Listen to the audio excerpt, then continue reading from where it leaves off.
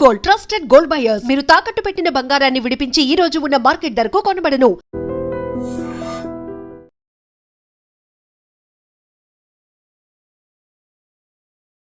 నమస్తే, welcome to iDream. నేను Rachel. ఈ మధ్య జాతీయ గణాంకాలు చూస్తే మన భారతీయులే ఎక్కువగా అప్పు చేస్తున్నట్లుగా తేలింది. మరి ఎందుకు ఇంత అప్పు చేస్తున్నారు? భవిష్యత్తు ఏమవుతుంది? ఎస్, ఇలాంటి సందేహాలను ఇవాళ డిస్కస్ చేసుకుందాము. మరి డౌట్స్ని క్లారిఫై చేయడానికి ఇవాళ స్టూడియోలో మనతో పాటు ఉన్నారు ప్రముఖ అనలిస్ట్ మందడి కృష్ణారెడ్డి గారు మనతో పాటు ఉన్నారు. వారితో మాట్లాడదాం. నమస్కారం సార్. నమస్తే అమ్మ. ఎస్, మన భారతీయులు ఇంత ఎక్కువ సంఖ్యలో అప్పు చేయడానికి కారణం ఏంటి?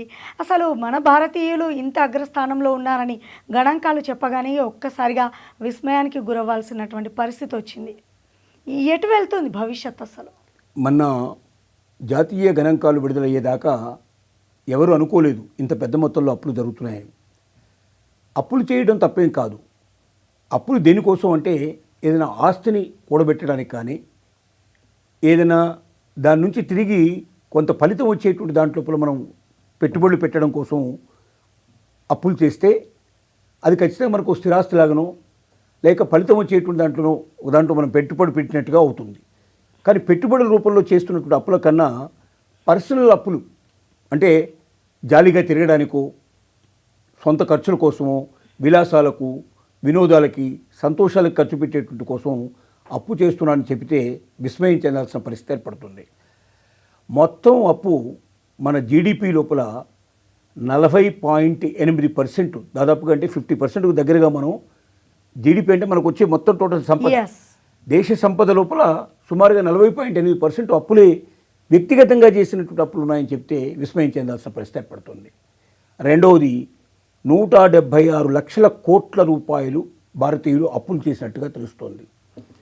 ఈ 176 లక్షల కోట్లు 176 లక్షల కోట్ల అప్పు చేస్తున్నప్పుడు దీంట్లో 56% పర్సనల్ కోసమే, అంటే తమ సొంత ఖర్చుల కోసం, విలాసాలకి, విందులకి, సంతోషాలకి తన కోసం తను పెట్టుకున్నటువంటి ఖర్చులే 56% ఉన్నాయి. అంటే మిగిలినటువంటిది మాత్రమే ఏదైనా ఒక బంగారం కొనడానికో, ఒక ఆస్తి కొనడానికో, ఒక ఎసెట్ ఏదైనా తయారు చేసుకోవడానికో చేసినటువంటి అప్పు తప్ప మిగిలినది మొత్తం కూడా తన సొంతం కోసం చేసినటువంటి అప్పులే. సొంతం కోసం అంటే ఇక తిరిగి దాని నుంచి ₹1 కూడా రాదు తిరిగి. ఇంత పెద్ద మొత్తంలో చేయడానికి కారణం ఏమిటి? ఎటు వెళ్తుంది అంటే, గతం లోపల ఎక్కువగా మనం కూడబెట్టడం మీద ఎక్కువ ఆలోచన చేసేవాళ్ళం. ఎంత పొదుపు చేస్తే అంత మంచిదనేటువంటి ఉద్దేశంలో మనం ఉండేవాళ్ళం. కానీ రేపటి గురించి ఆలోచించడం మానేసి ఈ రోజు గురించి మాత్రమే ఆలోచించేటువంటి పరిస్థితికి ఎక్కువగా భారతీయులు వచ్చారా అని ఒక ప్రశ్న వేసుకోవాల్సిన పరిస్థితి ఏర్పడుతుంది. దీనికి కారణం ఏంటంటే వెస్ట్రన్ కల్చర్. వెస్ట్రన్ సిస్టంలో ఏముంటుందంటే, వారంలో 5 రోజులు గాడిదలాగా పనిచేయి, 2 రోజులు గుర్రంలాగా ఎంజాయ్ చేయమంటారు. అంటే వీకెండ్ సాటర్డే సండే వాళ్ళకి హాలిడే వస్తాయి. హాలిడేస్ రోజున మొత్తం టోటల్గా అందరూ సముద్ర ఒడ్డున లేక ఏదైనా రిసార్ట్స్లకు వెళ్ళిపోయి హాయిగా సంతోషంగా గడుపుతారు ఆ 2 డేస్.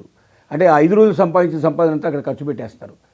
తర్వాత పిల్లలకి ఆస్తులు ఇచ్చేటువంటి పద్ధతులు అక్కడ లేవు, సిస్టమ్స్ లేవు. 14 ఏళ్ళు 15 ఏళ్ళు కాగానే పిల్లలు బయటికి వెళ్ళిపోతారు.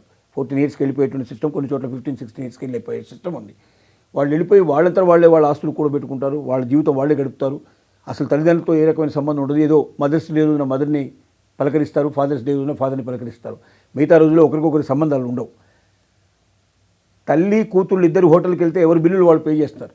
తండ్రి కొడుకులు ఎవరు హోటల్కి వెళ్తే ఎవరి బిల్లులు వాళ్ళు పే చేస్తారు. అలాంటి మెటీరియలిస్టిక్ లైఫ్ వాళ్ళు గడుపుతున్నారు. ఒక రకంగా భారతీయులు కూడా అటువైపు ప్రయాణం చేస్తున్నారనే భయం కలిగేటువంటి పరిస్థితి ఏర్పడింది. కారణం ఏంటంటే 56%, 176 లక్షల కోట్లలో 56% అంటే దాదాపుగా 80 నుంచి 90 లక్షల కోట్లు తమ సొంత అవసరాల కోసం, సొంత ఆలోచనల కోసం, సొంత సంతోషాల కోసం, విలాసాల కోసం, విందుల కోసం ఖర్చు పెట్టారంటే భరించరాని పరిస్థితి ఏర్పడుతుంది. అంటే ఇది చాలా క్షమించరాని నేరం ఒక రకంగా చెప్పాలంటే. సార్, ఇక్కడ మరి మనం మాట్లాడుకోవాల్సింది ఏంటంటే, మరి వీళ్ళకి అప్పు ఎలా పడుతుంది? బ్యాంకులు ఎలా ఇస్తున్నాయి? ఏం చూసి బ్యాంకులు అప్పు ఇస్తున్నాయి? ఇప్పుడు ఒక మధ్య తరగతి మనిషి ఏదైనా బ్యాంక్కి వెళ్ళి అప్పు తీసుకోవాలి అంటే 1,00,000 డాక్యుమెంట్స్ అడుగుతారు. మరి వీళ్ళ విషయంలో ఎందుకు అలా జరగట్లేదు? ఇప్పుడు బ్యాంకులు ఒక్క లోనే కాకుండా డిజిటల్ లోన్స్ ఇప్పుడు బాగా విపరీతంగా పెరిగిపోయినాయి.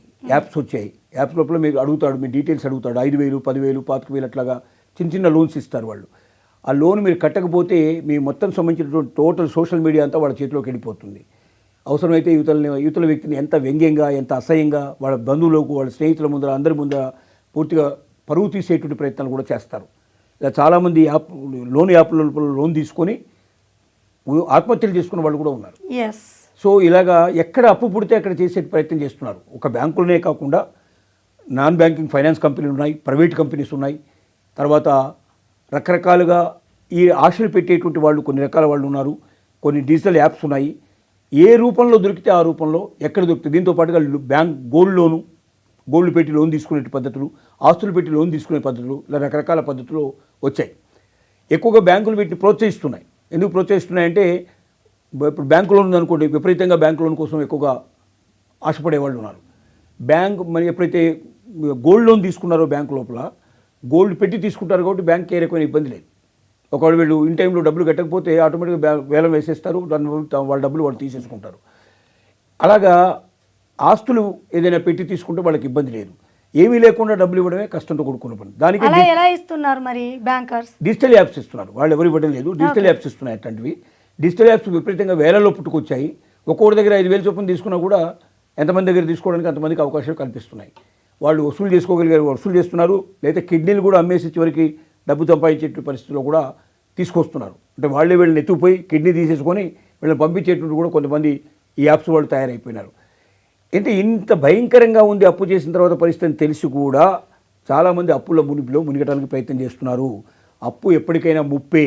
అప్పు చేసిన వాడు సుఖంగా శాంతిగా ప్రశాంతంగా బతకలేడు, వాడు నిద్రపోలేని పరిస్థితి ఏర్పడుతుంది. కాబట్టి భారతీయులు ఇప్పుడు ఏదైతే జాతీయ గణాంకాలు రిలీజ్ అయ్యాయో దీని ప్రకారంగా ఇంత పెద్ద మొత్తంలో అప్పు చేసిన పరిస్థితి నుంచి వీళ్ళని అప్పు నుంచి బయటికి తీసుకురావడం ఎట్లాగా, వీళ్ళకు పొదుపు నేర్పడం ఎట్లాగా, వీళ్ళ జీవితంలో తిరిగి మళ్ళీ ఈ రకమైన భయాందోళన నుంచి వీళ్ళని ఎలా బయటికి తీసుకురావాలని కేంద్ర ప్రభుత్వం కూడా అనేక పథకాలు ఇప్పుడు ఆలోచన చేస్తుంది. దీంట్లో ఇంపార్టెంట్ పాయింట్ ఏంటంటే క్రెడిట్ కార్డ్స్ అనేటివి ఇబ్బడి ముబ్బడిగా ఇచ్చేస్తున్నారు. ఈ క్రెడిట్ కార్డ్స్ అనేటివి కూడా వాడుకుంటే మంచిదే సరిగ్గా, కానీ వాడుకోకపోతే ఎంత ప్రమాదము. దీన్ని ఎంతమంది క్లియర్ చేస్తున్నారు? ఇదొక మెయిన్ పాయింట్. ఇప్పుడు బ్యాంకులు కూడా క్రెడిట్ కార్డుని ఎందుకు అలవాటు చేయడానికి ప్రయత్నం చేస్తున్నాయంటే సులభంగా క్రెడిట్ కార్డు ఉందంటే వెంటనే కొనేసే ప్రయత్నం చేస్తారు, తినేసే ప్రయత్నం చేస్తారు, రకరకాల దాన్ని యూజ్ చేస్తారు. కానీ తిరిగి కట్టేటప్పుడు చాలామంది ఇన్ టైంలో కట్టడం లేదు. కట్టకపోయినప్పుడు ఏం చేస్తారంటే వాడి మీద యాక్షన్ తీసుకునే ప్రయత్నం చేస్తారు. క్రెడిట్ స్కోర్ తగ్గిపోతుంది, వేరే చోట్ల ఇక్కడ లోన్లు పుట్టవు, రకరకాల సమస్యలు వస్తాయి. తర్వాత ఏం జరుగుతుందనే దానికన్నా ఇప్పుడు నేను ఎంజాయ్ చేస్తున్నా లేదా, ఇప్పుడు ఆ డబ్బు తీసుకుని నేను సంతోషపడుతున్నా లేదా అని దానికే ప్రిఫరెన్స్ ఇస్తున్నారు. అంటే రేపటి గురించి ఆలోచించకుండా ఈ రోజు గురించి ఆలోచించేటువంటి స్థితికి భారతీయులు ఎక్కువ మంది ముందుకెళ్తున్నారా అనే ఒక భయాందోళన కలిగించేటువంటి గణాంకాలు ఇవి. కాబట్టి ఈ గణాంకాలను బట్టి కేంద్ర రాష్ట్ర ప్రభుత్వాలు జాగ్రత్త తీసుకొని ప్రజల్ని వీటిలోంచి బయటికి తీసుకొచ్చి వీలైనంతవరకు పొదుపు నేర్పి అప్పుల ఊబిలోంచి బయటికి తీసుకురావడానికి ప్రయత్నం చేయాలి.